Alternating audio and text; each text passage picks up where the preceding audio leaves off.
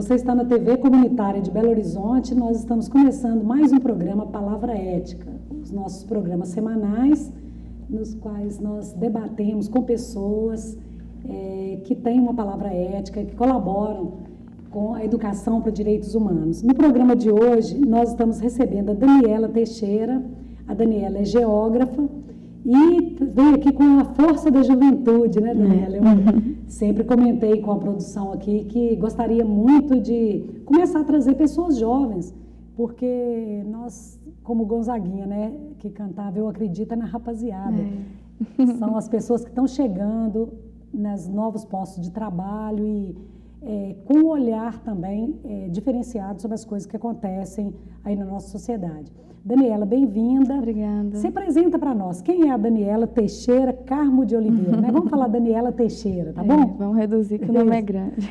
Sim, quem é a Daniela? Bom, sou geógrafa, formada, bacharel, licenciatura, e eu falo que eu acho que eu já nasci geógrafa. De pequena, a minha criação foi muito assim de observar sempre a natureza, meus pais levavam a gente para conhecer cada fim de semana uma cidade nova, e a gente ia em museu, e minha mãe é toda assim, tem uma raiz muito forte com a questão ambiental desde jovem, então acho que eu já puxei isso um pouquinho dela. Então ela levava a gente para brincar em pracinha e tal, e toda vez que a gente ia para cachoeira, que a gente ia muito, até minha avó ia com a gente, ela falava, antes de entrar, vamos pedir licença para a natureza. Então acho que eu já cresci assim, a gente viajava muito, e eu era daquela que ia grudada na janela, olhando a paisagem e tal, não era aquela que dormia, não. E aí, na época do colégio, gostava de geografia também, mas não era tão forte. Você me falou que você estudou em escola pública. Estudei desde o primeiro período até o terceiro ano no Instituto de Educação. Isso é muito interessante, né, Daniela? Porque hoje nós vemos, às vezes, os jovens que a família faz um esforço muito grande para pagar, né, as escolas privadas. E eu fico feliz com uma pessoa que tem a formação que você tem, uma consciência crítica e um compromisso com a sociedade e que veio de uma escola pública. E isso mostra assim, a qualidade do ensino público ainda, né? Porque a gente sabe que tem muitas escolas com problema, mas aí está a Daniela, que é a prova concreta de que tem muita escola pública, os educadores com muita seriedade, né, na educação. Sim, e também é papel do aluno fazer a parte dele, não adianta você ter ótimos professores. Família, né? Você fala, quer dizer, a sua mãe também, né, influenciou. Sim, muito. Sua família toda. Mas influenciou de uma maneira muito sutil. Minha mãe nunca, nem meu pai nunca falaram, você vai fazer isso. Quando eu demonstrei a vontade de fazer geografia, todo mundo apoiou, meu pai ficou na alegria, foi assim, super divertido. E como eu estudei a vida toda na escola pública, foi no ano que começou o ProUni. Eu teve a primeira vez no fim do ano, depois no meio do ano eu tentei de novo, que é pelo Enem você faz a inscrição no ProUni e passei. E curioso é que, na verdade, eu sempre quis fazer direito. Eu queria trabalhar com direito ambiental. E aí eu fiz inscrição primeiro para direito e depois, de segunda opção, que eu fiz geografia. E eu falo que Deus escreve certo por linhas tortas, né? Que eu caí direitinho onde eu devia estar. E desde que eu entrei na faculdade, eu sempre tive assim, uma certeza dentro de mim, porque quando você entra, você não sabe bem o que você está fazendo ali. A geografia é um curso que não é tão comum, então as pessoas não sabem realmente o que faz um geógrafo. Até a gente, quando entra, a gente tem até uma matéria no primeiro período que discute isso, porque você entra sem saber muito, a não ser que você tenha algum familiar, algum amigo que já estudou, que você sabe o que ele faz. O meu foi meio no escuro, assim. Comecei a gostar. A abrangência da geografia, né? Fala para nós, Daniela, o geógrafo, ele é qualificado para exercer qual tipo de trabalho, assim, mais especificamente, qual é o papel do geógrafo? Bom, a geografia, ela é muito ampla. Então, na faculdade, ela é dividida para a gente poder estudar. Tem a parte da geografia física e a outra é geografia humana. A maioria acha que a geografia é só a geografia física, o mapa, onde estão os montes, exatamente, os rios, decorar o nome dos rios, né? O nome das capitais. Quando você fala que faz geografia, a pessoa fala, e qual que é a capital de não sei aonde? Quantos acha que a gente é Atlas. Não sei onde, né? Números, né? Tem essa visão mesmo. Ou você vai dar aula ou você faz mapa. Porque hoje o geoprocessamento está muito forte no mercado. E enquanto, na verdade, o geógrafo ele atua de diversas maneiras. O geógrafo ele tem uma visão muito ampla do mundo, das relações sociais e da relação homem-natureza, a parte física da geografia. Então, a gente está capacitado, em princípio, a ter uma visão muito crítica das coisas. Então, a gente atua tanto na parte privada e tanto na parte pública. Tem muitos órgãos aí, Ministério do Meio Ambiente, o INCRA, outros ministérios. E Daniela, te interrompeu um pouquinho, mas eu, particularmente, a geografia me ajudou muito quando eu comecei a estudar o direito agrário. E com a concepção de território. Sim. Porque eu acho o seguinte, nós temos uma visão totalmente distorcida de território. A importância, o significado do território no aspecto cultural, econômico, biológico, climático, de relações sociais, né, até espiritual, quer dizer, o território ele envolve tantos aspectos, né, e o geógrafo nos ajuda muito nessa compreensão. Né? Exatamente, a compreender esse espaço, o território e a territorialidade, né? Sim. E a partir do entendimento dessas relações fica mais fácil você fazer um planejamento naquela região, entendeu? E também a gente atua na parte assim, também de consultoria ambiental. Hoje a legislação exige algumas medidas, alguns relatórios de impacto, esses que a gente conhece, mas e que estão à disposição da população. Eu não sei exatamente se tem na internet e o endereço, mas são informações que a população pode ter.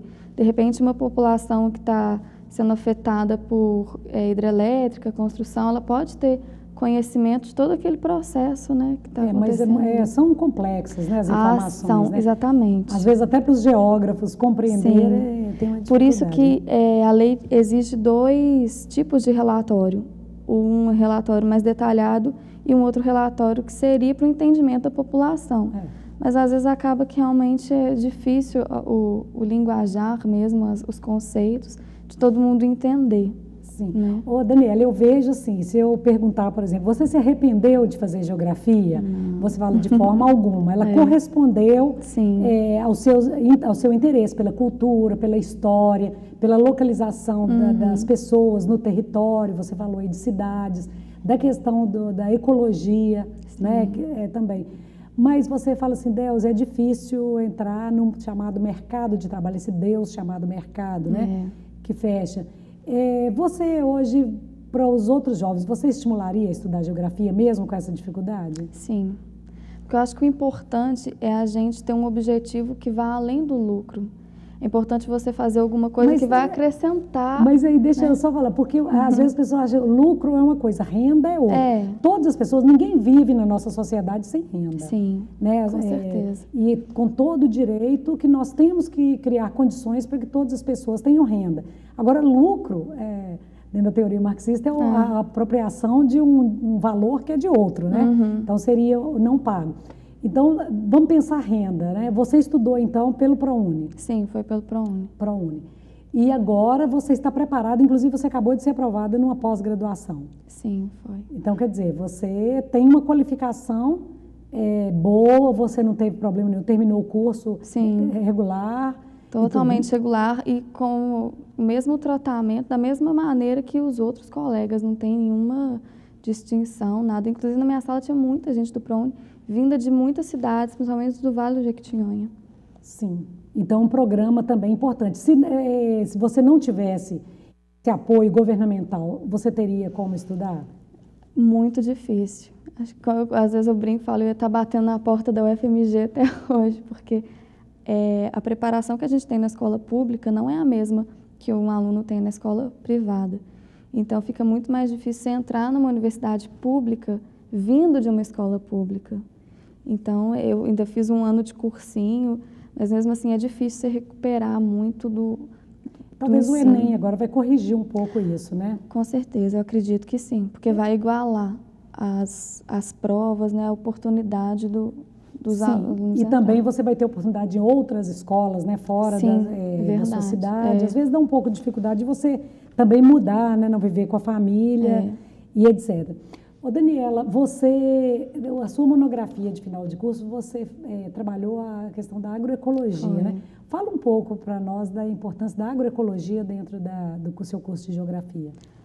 Bom, na verdade, foi uma coisa engraçada. Eu estava tendo aula de pedologia, que é o estudo de solo, e a professora falou agroecologia. A hora que ela falou, parece que acendeu uma luzinha assim, e eu fiquei a aula inteira esperando acabar para saber o que era agroecologia. Eu cheguei para ela e falei: Alessandra, o que é agroecologia? Ela está assim, você está curiosa de saber? Pesquisa. E eu comecei a procurar e aquilo ali me estimulou de uma forma, e estava na época já da gente começar a fazer o projeto da monografia. E foi complicado, porque ninguém queria, e é em grupo, e no mínimo 3 pessoas.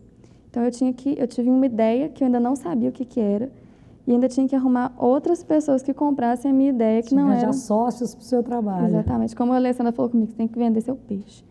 Aí eu conversei com uma amiga minha, a gente juntou as ideias e tinha que arrumar uma terceira pessoa que a gente não arrumava de jeito nenhum. Aí a Maria Diana foi minha orientadora, ajudou a gente assim, é uma professora, demais, né, que tem que registrar publicamente, assim, uma pessoa muito comprometida, né? Bastante. E contribui muito nessas Contribui bastante. É de uma doação que às vezes você não vê com outros professores. Tudo que ela sabe, ela te fala. Ela não segura nada, não. E aí a gente conseguiu mais uma adepta e começamos a pesquisa. Começamos para entender o que era a agroecologia, até a gente conseguir conceituar. Porque a agroecologia ela não tem um conceito único. Vários autores vão conceituá-la, mas, de modo geral, ela é muito ampla, porque ela envolve a parte do manejo agrícola, a parte social, a reintegração do homem com o meio ambiente. E tem muito pouca coisa escrito ainda, tem, né? Muito pouco. E tinha dificuldade com o material achar também. Bibliografia, né? Pois é. A gente foi na biblioteca pública, não achamos quase nada. Eu comprei um livro do Glisman, que é um dos grandes autores da agroecologia, lá do Sul. Aí eu comprei e veio de lá. Porque no Sul é muito desenvolvida essa área, essa agricultura alternativa lá. Aqui não é tanto. E no Nordeste e no Norte de Minas também é desenvolvido. A agroecologia ela tem esse foco maior aqui no Norte de Minas e no Nordeste do país pelas comunidades. Os agricultores familiares se unem para poder vender aquele produto, para produzir. Sim, mas foi difícil essa caminhada, mas vocês conseguiram. Conseguimos. E fizeram a defesa, né, e trabalharam. Sim. E hoje é uma contribuição que você formou na Newton Paiva. Isso. Sim, então quer dizer, os estudantes de geografia da Newton Paiva dando também essa contribuição aí na pesquisa da agroecologia e que foi fundamental aí também para moldar mais o seu olhar, Sim. que está continuando aí nessa caminhada, né? Continua. Ô, Daniela, nós estamos então fazendo um pequeno intervalo agora no nosso programa Palavra Ética e daqui a pouquinho nós vamos voltar. Hoje então nós estamos conversando sobre geografia, sobre a oportunidade de tantos jovens que estão terminando a faculdade, o curso superior no Brasil e de repente assusta, né? Sem oportunidade de trabalho e a gente, junto com eles, começa então a pensar, né, nessas possibilidades, quais as saídas então e como nós podemos valorizar, aproveitar para melhorar a nossa sociedade, esses talentos que estão chegando aí. Então, no caso da Daniela, falando aí sobre a geografia, o papel dos novos geógrafos aqui. Nós voltamos daqui a pouquinho.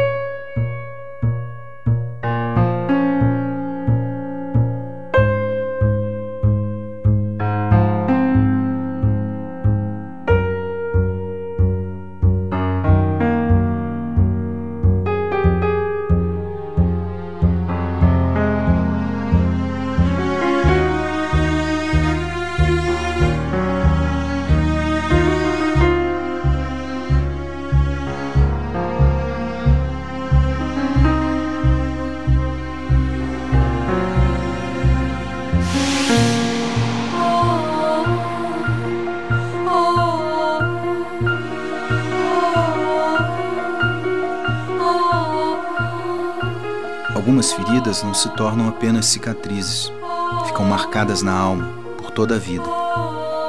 Ajude a proteger nossas crianças contra a violência doméstica.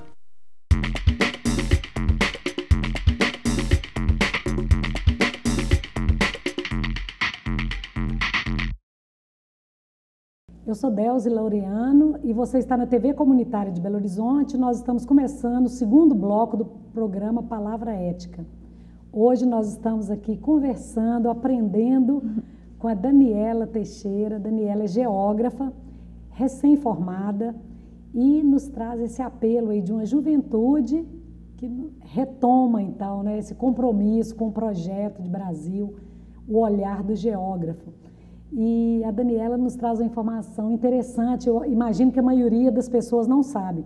Sabia que o geógrafo, ele contribui, né, nós contribuímos para esses nossos, como chama, conselhos, né, profissionais. O geógrafo, ele integra o CREA, mas parece que vocês são vistos meio como um patinho feio dentro do CREA, Daniela? Conta isso aí pra nós. É mais ou menos isso mesmo.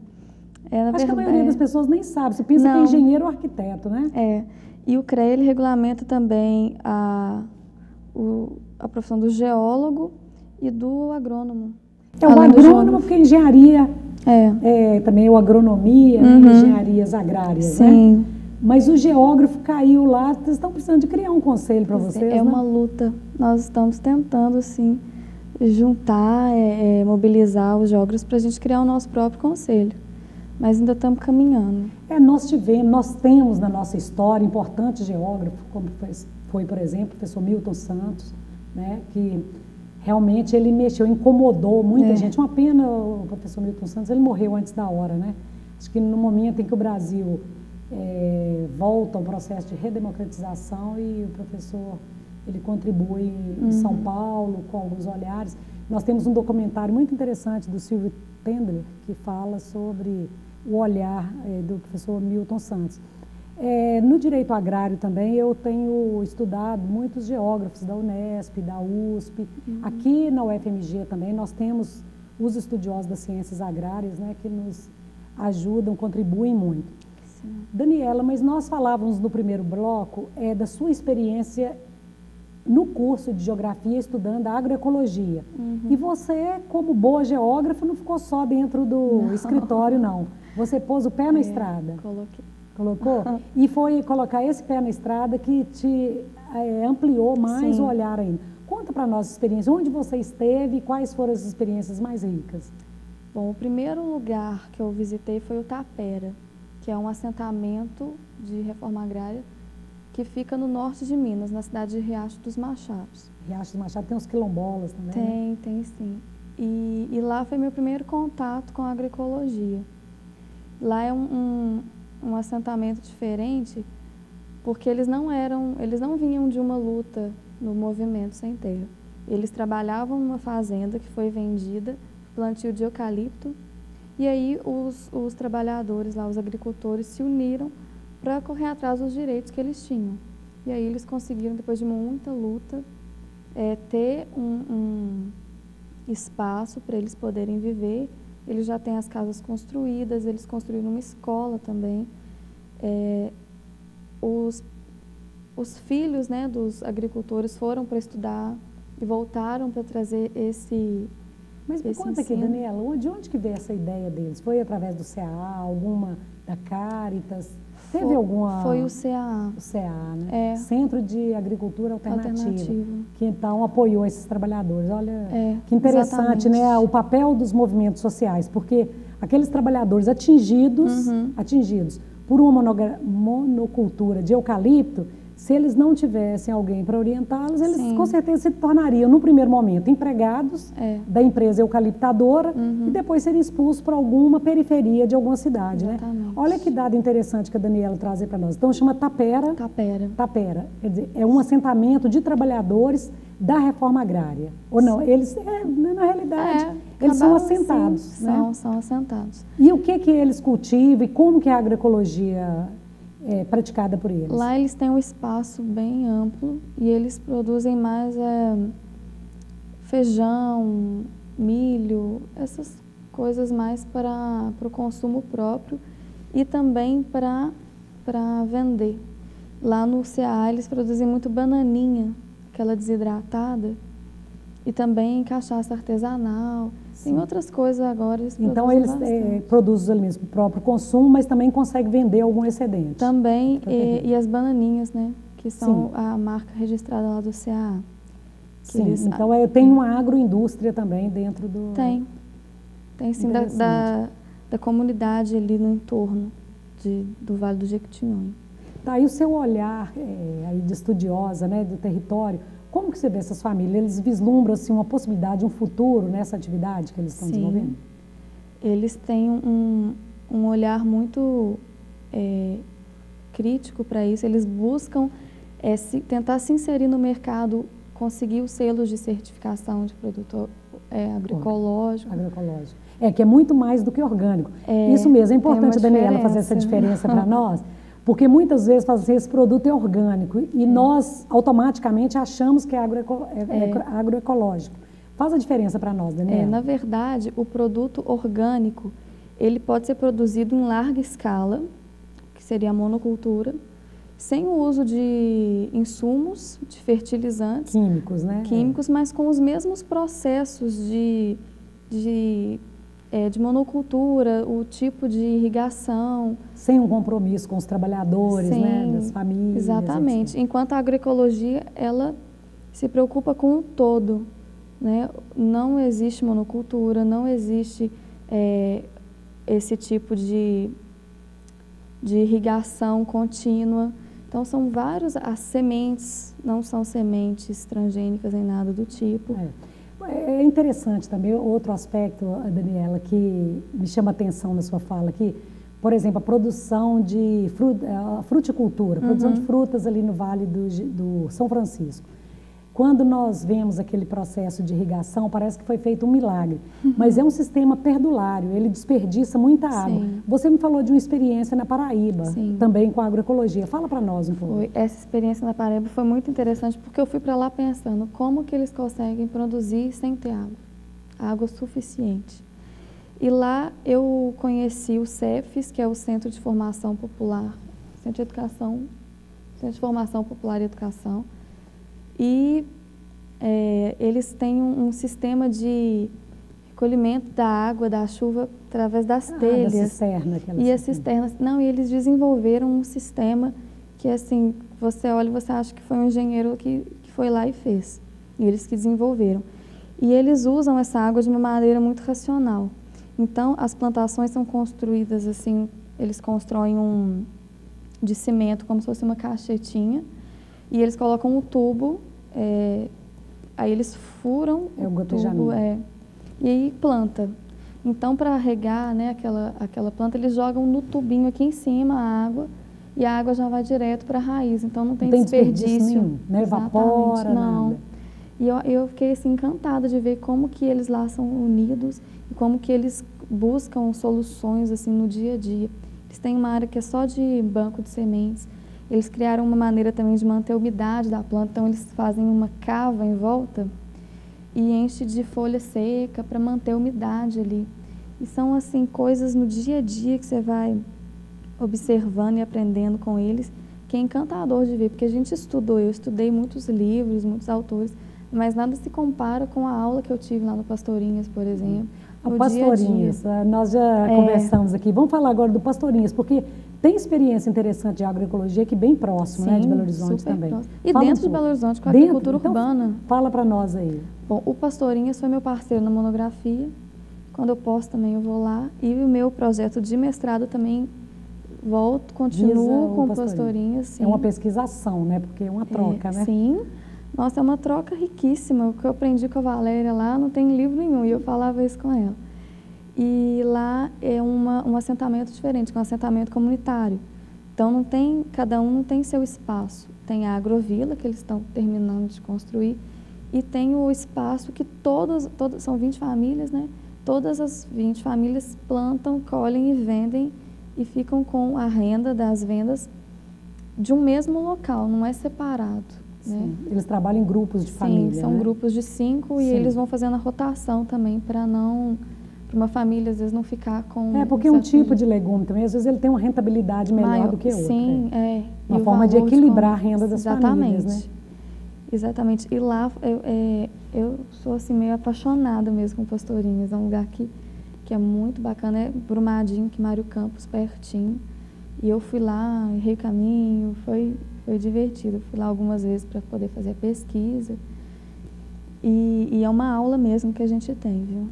É muito bacana. E é difícil. A gente vê o Pastorinhas também, já tem acompanhado, e vemos hoje uma pressão pelo chacreamento, quer dizer, surgimento de chacras, de área de lazer em torno do Pastorinha. Normalmente consomem muita água e já tem as mineradoras ali no entorno que comprometem muito os mananciais daqueles trabalhadores. Mas, infelizmente, nós temos que caminhar muito, já conversamos no INCRA, mas vemos que é difícil. Agora, fala um pouquinho das experiências de agroecologia dentro de Belo Horizonte. Dentro de Belo Horizonte tem o CEVAI, que é o Centro de Vivência Agroecológica, que a gente não sabia que existia. A Diana um dia lembrou, assim, eu perguntando para ela, então você vai lá? Aí ela, você vai, não sei o quê. E são 4 centros. Eles foram, um é obra do OP, do Orçamento Participativo. Sim. E fica em qual bairro isso? Olha, tem no Grande de Freitas, Morro das Pedras, e agora não sei se eu vou lembrar todos. O Itamar. Capitão Eduardo. Capitão Eduardo. É o pessoal lá perto do Córrego do Onça, é 1º de Maio. Agora, Arão Reis, por ali. Eu acho que eu não lembro, já tem um tempinho que eu não vou lá. Mas enfim, tem agricultura urbana, né? Muito em Belo Horizonte. E eles têm e é engraçado que na pesquisa, a maioria das pessoas que trabalhavam, que tinham suas hortinhas lá no CEVAI, são pessoas que vieram, que trabalhavam com agricultura no interior, por algum motivo daqueles que a gente já imagina, né? Vieram para a cidade. O êxodo rural. E estão lá, exatamente. E é a prefeitura que mantém, e cada família que quiser, cada pessoa que quiser ter um espaço, eles têm o espaço de cultivo e lá eles usam os manejos agroecológicos. Um pouco por intuição, porque na verdade eles não, quando a gente pergunta para eles o que é agroecologia, alguns não sabem te responder. Mas eles sabem que não querem cultivar. Exatamente. Nesses moldes. Às vezes, por exemplo, a gente compra no supermercado o tal do hidropônico, né? Às vezes, achando que é agroecológico. Não é, né? A hidroponia, ela é um tipo de cultivo na água. Ela é muito mais semelhante a uma indústria do que efetivamente de uma prática agrícola, né? De cultivo aí da terra. Mas que bom, né, Daniela? Eu acho que a presença da Daniela hoje aqui no nosso programa é uma oportunidade para quem está nos assistindo de olhar para esses jovens que estão saindo da universidade com tanto conhecimento, que têm um compromisso com a vida, com a sociedade, de uma nova forma de produzir, de uma parceria entre os diversos segmentos da sociedade, quem está fazendo ciência, quem já cuida da terra, nós que precisamos de produtos saudáveis para consumir e fazer essa grande rede, né? E que nós vamos melhorar a nossa vida. Daniela, nosso tempo infelizmente está chegando ao final aqui. Eu gostaria de agradecer muito a sua presença aqui. Você enriquece o nosso programa, o nosso debate, a nossa fé nessa juventude, nessa força das pessoas que estão chegando aí, formadas, né, para trabalhar. Agradeço aqui a nossa equipe da TV Comunitária, que viabiliza a realização desse programa, mas quero agradecer principalmente aos nossos telespectadores, que sempre estão nos apoiando, incentivando para trazer pessoas aqui que colaboram, né, com esse novo olhar da nossa sociedade e que sempre nos encontram na rua e falam, olha, eu vi seu programa, eu gosto muito, vocês sempre tratam de assuntos sérios e que é importante. E quem quiser comunicar conosco, pode então entrar no Facebook, que tem lá a Palavra Ética, e também por e-mail, palavraética@gmail.com. Até o próximo programa.